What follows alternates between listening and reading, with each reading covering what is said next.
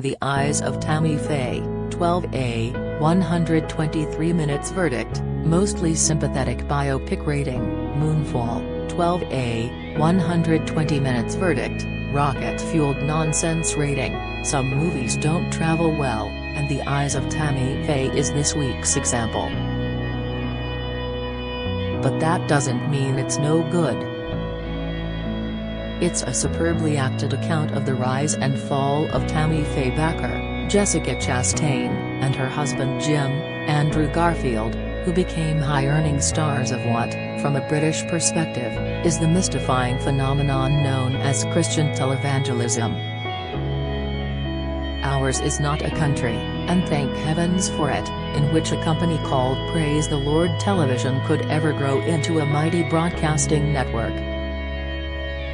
But in America it did, becoming the fourth biggest behind the behemoths NBC, ABC and CBS.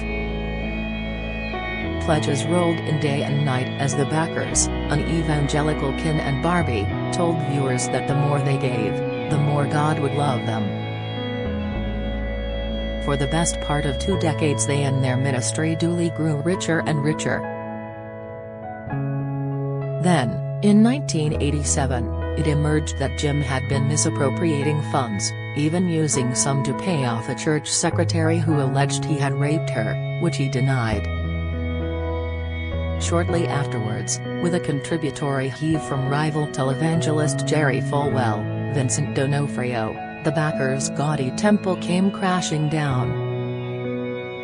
It's a fascinating story, which we might expect director Michael Showalter, whose background is in comedy, to tell in riotous fashion. Yet he and screenwriter Abe Sylvia pull their punches, preferring to focus on how Tammy Faye was much more sinned against than sinning.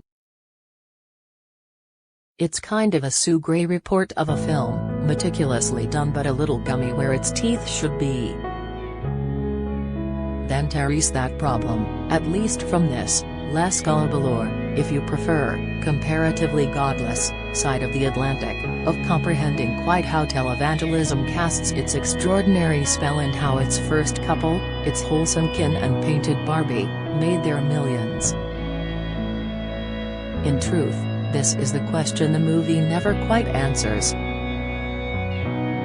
Garfield does a fine job of showing how flawed Jim was, how preeningly self-centered, how wheedlingly enthralled to Falwell and the other high priest of proselytizing TV, Pat Robertson, but not how his charisma reached out of the screen and into people's pockets.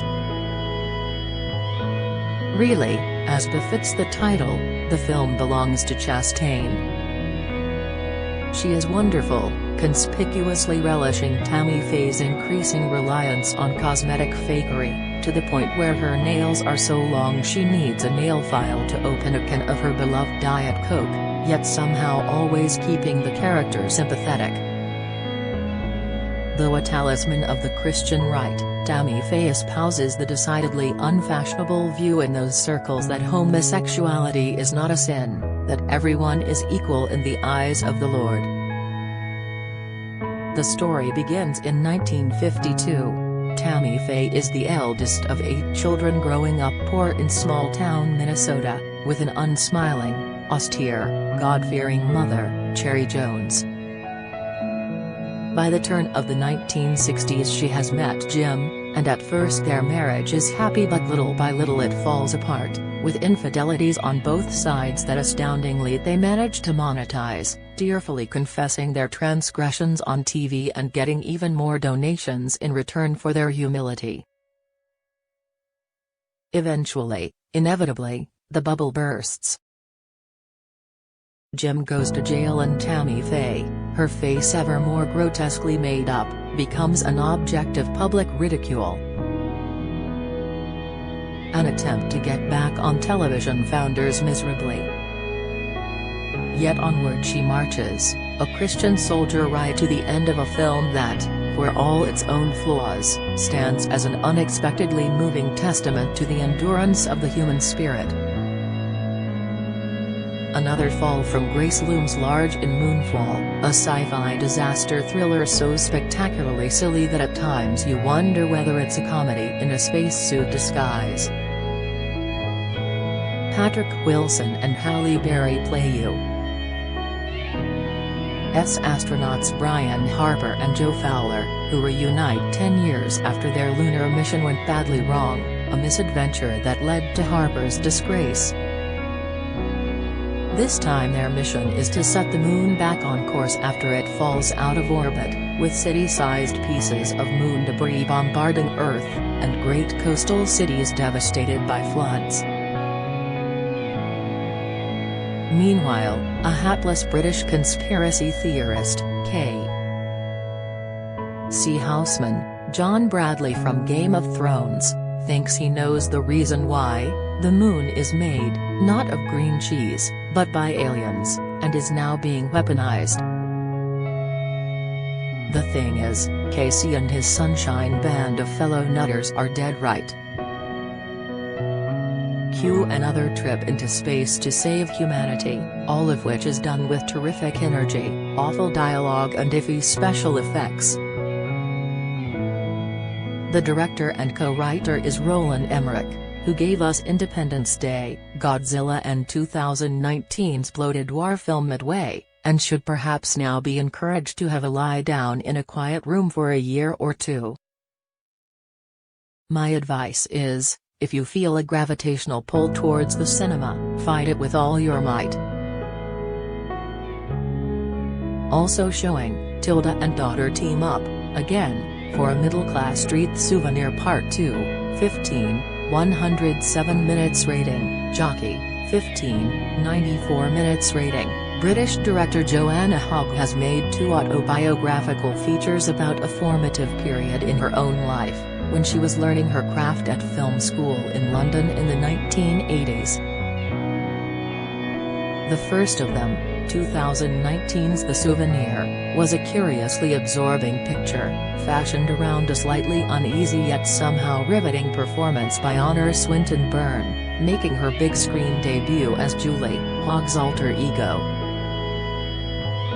The follow-up, The Souvenir Part 2, continues the story where the first film ended, with Julie grieving the death of her heroin-addict ex-boyfriend.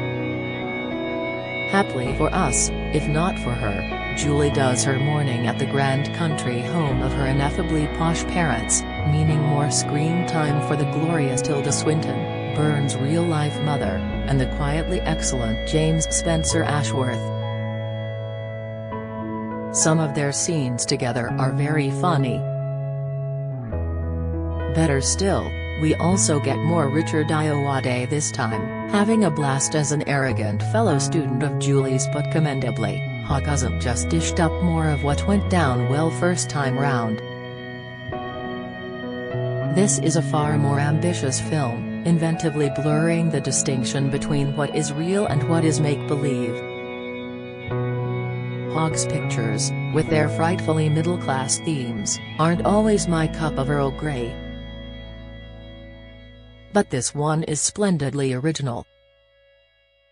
I also liked Jockey, a touching drama sensitively directed and co-written by first-timer Clint Bentley. It is set mostly in Phoenix, Arizona, where Jackson, Clifton Collins Jr., is a jockey grudgingly coming to terms with the aging process. Alarmingly, he increasingly feels numb in his right side, and doesn't want to let on to his supportive employer, Ruth, Molly Parker, especially as she has found a promising horse for him to ride. But on the upside, he also has a new protégé, a young jockey, Gabriel Moises Arias, who claims to be his son. It's a beautifully shot film and nicely acted, although it also uses real people from that world of small-track horse racing, giving it a strong whiff of authenticity.